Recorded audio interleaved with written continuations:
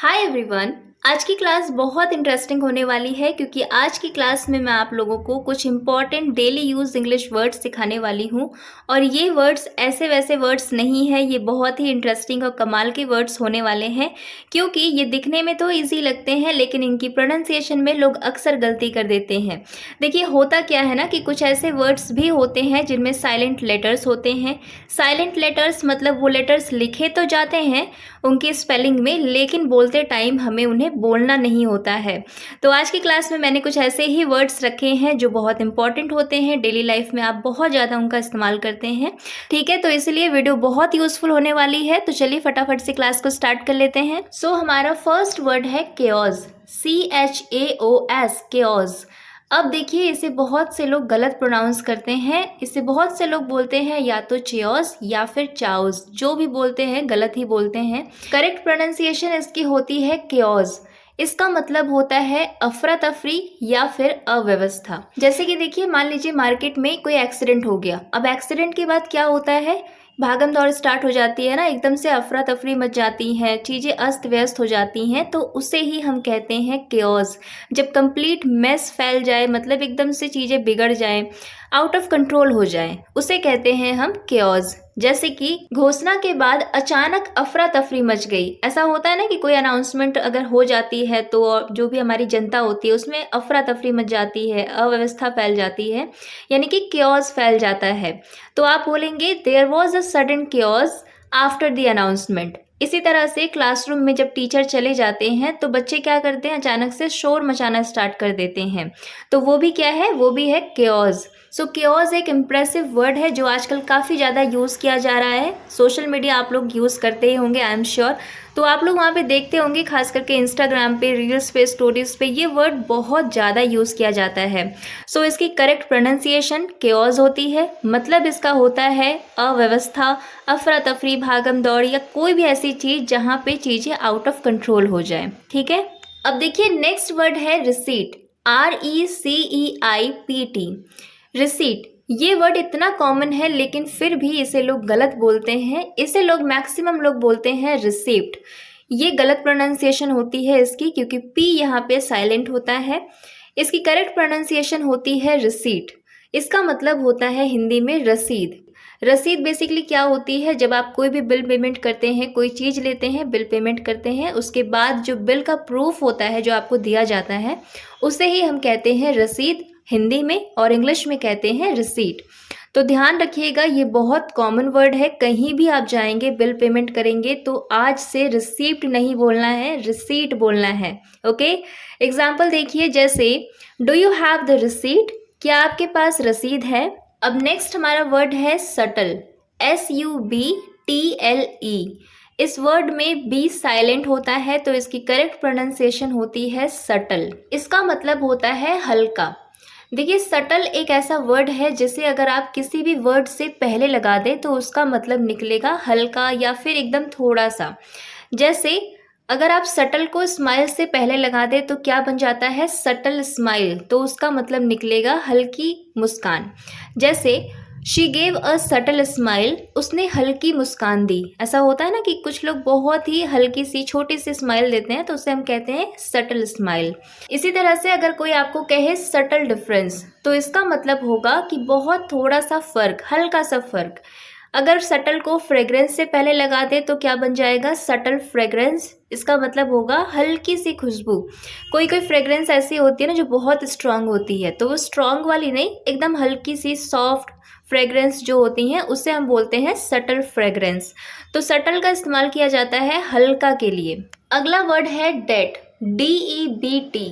अब इसे बहुत से लोग बोलते हैं डेप्ट, लेकिन आपको ब नहीं बोलना है क्योंकि यहाँ पे बी साइलेंट होता है। इसकी करेक्ट प्रोनाउंसिएशन होती है डेट। डेट का मतलब होता है कर्ज यानी कि उधार। जैसे वो कर्ज में है, ही इज इन डेट, वो कर्ज में है, ही इज इन डेट। या फिर आपको बोलना हो कि उसने अपना सारा कर्ज चुका दिया, she paid all her debt, she paid all her debt. तो डेट का मतलब होता है उधार और इसमें बी साइलेंट होता है, ध्यान रखिएगा, ये भी बहुत कॉमन वर्ड है। अब देखिए नेक्स्ट वर्ड है क्यू, QUEUE। ये एक बहुत ही इंटरेस्टिंग वर्ड होता है क्योंकि इसकी स्पेलिंग देखिए, इसके स्पेलिंग में 5 लेटर्स हैं, लेकिन इसको हम सिर्फ बोलते हैं क्यू। तो इसकी करेक्ट प्रोनाउंसिएशन होती है क्यू। 5 लेटर्स में सिर्फ क्यू को हम प्रोनाउंस करते हैं, बाकी जो और लेटर्स होते हैं वो ऑलमोस्ट साइलेंट ही होते हैं। क्यू का मतलब होता है लाइन या फिर हम कह सकते हैं कतार। देखिए, जब लोग एक ऑर्डर में खड़े होते हैं तो नॉर्मली उसे हम क्या कहते हैं, लाइन। लेकिन क्यू एक एडवांस वर्ड होता है जो कि काफ़ी ज़्यादा यूज़ किया जाता है ऑफिशियल प्लेसेस पे, हो गए स्कूल कॉलेजेस में ज़्यादातर क्यू का ही इस्तेमाल होता है। जैसे एग्जांपल देखिए, बैंक के बाहर लंबी लाइन थी, there was a long queue outside the bank. इसी तरह से मान लीजिए किसी को बोलना है कि वो लाइन में सबसे आगे थी, तो वो बोल सकते हैं she was first in the Q, line यानी कि क्यू। सो आज से अगर आपको कोई कहे कि डोंट ब्रेक द क्यू या फिर जॉइन द क्यू या फिर लीव द क्यू, तो समझ जाइएगा कि वहाँ पे लाइन की बात हो रही है। डोंट ब्रेक द क्यू मतलब लाइन मत तोड़ो, जॉइन द क्यू मतलब लाइन में लग जाओ, लीव द क्यू मतलब लाइन छोड़ दो। तो लाइन को अगर आपको बोलना है सिंपल वे में, एडवांस तरीके से, एक्सप्रेसिव वे में, तो आप क्यू का इस्तेमाल करिएगा आज से। अब देखिए अगला वर्ड है फासन, FASTEN। इसे बहुत से लोग बोलते हैं फास्टन, क्योंकि यहाँ पे वो इस तरीके से समझते हैं कि FAST मतलब इसका मतलब हो गया फास्ट और EN का मतलब हो गया N। तो फास्टन वो इसे बोलते हैं, लेकिन इसकी करेक्ट प्रोनाउंसिएशन होती है फासन। यहाँ पे T साइलेंट होता है, ध्यान रखिएगा।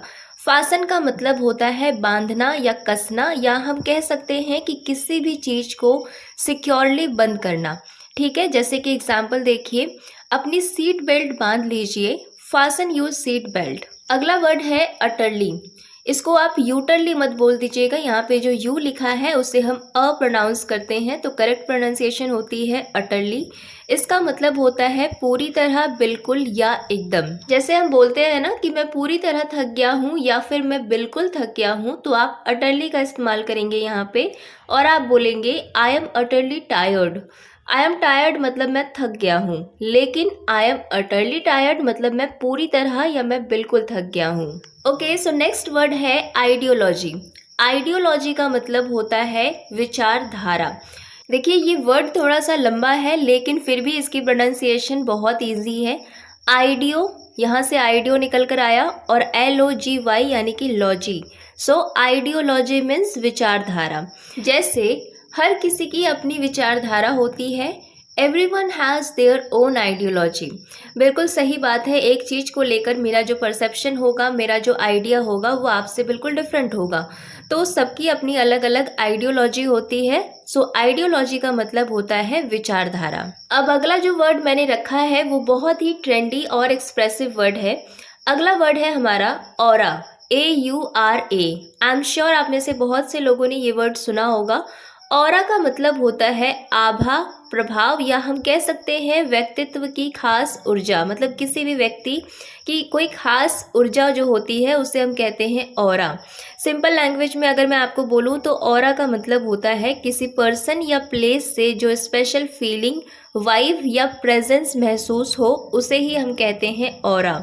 ऑरा एक ऐसा वर्ड है जो बहुत ही इम्प्रेसिव लगता है अगर आपको किसी की वाइफ के बारे में बोलना है, किसी की पर्सनालिटी के बारे में बोलना है। जैसे कि मान लीजिए आप किसी ग्रुप में बैठे हैं, वहाँ का जो माहौल है, वहाँ की जो वाइब है वो उतनी अच्छी नहीं है, लेकिन सडनली आपका कोई फ्रेंड वहाँ पे एंटर करता है, जिसके आने से ही वहाँ का जो माहौल है वो पूरा चेंज हो जाता है, वहाँ की जो वाइब है वो बिल्कुल पॉजिटिव हो जाती है। तो उसे आप कह सकते हैं कि उसका जो प्रेजेंस है, जो वाइब है, यानी कि उसका जो ऑरा है वो बहुत स्ट्रांग है।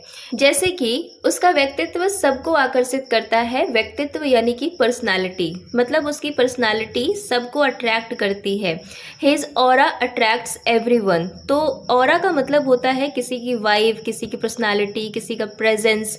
इसी तरह से नॉर्मली हम कहते हैं ना कि तुम्हारी वाइफ बहुत अलग है, बहुत अच्छी है, तो आप लोग बस एक वर्ड इस्तेमाल करिए, aura.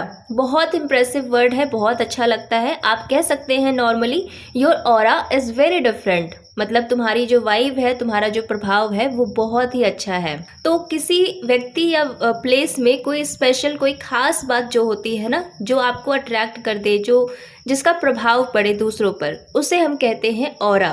Okay, so next word है ऑब्सेशन। ऑब्सेशन का मतलब होता है जुनून, या हम कह सकते हैं किसी चीज की हद से ज्यादा चाह।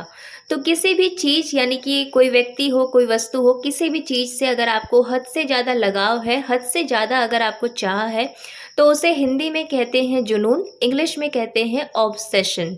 जैसे मोबाइल बहुत लोगों का जुनून बन गया है। Mobile has become an obsession for many people, मतलब मोबाइल बहुत लोगों का जुनून बन गया है। सो ऑब्सेशन का मतलब होता है जुनून। नेक्स्ट वर्ड है starving, STAR star VING, wing, starving. इसका मतलब होता है बहुत ज़्यादा भूखा। देखिए नॉर्मली जब हमें बोलना होता है कि मुझे भूख लगी है, हम कैसे बोलते हैं? I am hungry. अगर हमें बोलना हो कि मुझे बहुत तेज भूख लगी है, बहुत जोरों की भूख लगी है, तो हम क्या बोलते हैं? आई एम वेरी हंग्री, है ना। तो वेरी हंग्री की जगह पे आप सिर्फ एक वर्ड का इस्तेमाल कर सकते हैं, स्टारविंग, क्योंकि स्टारविंग का मतलब होता है बहुत तेज भूख लगना, यानी कि बहुत जोरों की भूख लगना। सो आप बोल सकते हैं आई एम स्टारविंग। अगला वर्ड है सफोकेशन, SUFFO, सफो, CATION, यानी कि केशन। सो करेक्ट प्रोनाउंसिएशन इसकी होती है सफोकेशन। सफोकेशन का मतलब होता है घुटन। घुटन का मतलब क्या होता है? जब हमें नॉर्मली सांस लेने में दिक्कत होती है, परेशानी होती है, तो इंग्लिश में इसे हम कहते हैं सफोकेशन। जैसे यहाँ बहुत घुटन है, there is too much suffocation here, there is too much suffocation here. Next word है रिलायबल, RELIA, लाई, BLE, बल। सो इस तरीके से इसकी करेक्ट प्रोनाउंसिएशन होती है रिलायबल। रिलायबल का मतलब होता है भरोसेमंद। जैसे वो बहुत भरोसेमंद है, शी इज़ वेरी रिलायबल, तो भरोसेमंद का मतलब होता है इंग्लिश में रिलायबल। अगला वर्ड भी बहुत कॉमन वर्ड है। अगला वर्ड है हमारा eventually, EVEN, even, TUCHUALLY, Ali. So correct pronunciation इसकी होती है इवेंचुअली। इवेंचुअली का मतलब होता है आखिरकार। जैसे आखिरकार वो मान गया, इवेंचुअली ही अग्रीड, आखिरकार ऐसा हो गया, eventually it happened. So eventually का मतलब होता है आखिरकार। सो आज की क्लास में बस इतना ही। देखिए मैंने आज की क्लास में ज़्यादा वर्ड्स नहीं रखे हैं, क्योंकि मैं नहीं चाहती थी कि मैं आपको एक बार में ही बहुत कुछ सिखाऊं और आपको कुछ भी याद ना रहे, है ना। ऐसा होता है कि जब हम एक साथ बहुत सारी चीज़ें कंज्यूम करते हैं, बहुत सारी चीज़ें लेने की कोशिश करते हैं, तो सारी चीज़ें हाथ से छूट जाती हैं।